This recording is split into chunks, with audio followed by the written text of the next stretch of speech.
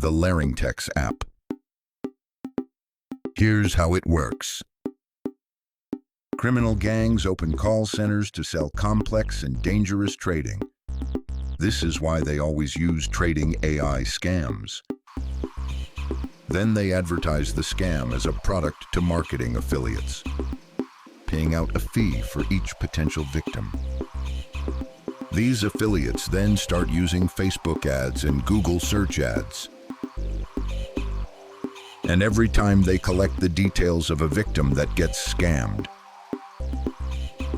they get paid a US dollar fee until the scam is all over Reddit. And everybody knows about the scam. So people stop falling for it. You can see how easily the scam name is changed. After people find out, they need to invent a new product name every day. Like the Laringtex app. Make sure you don't fall for any of them.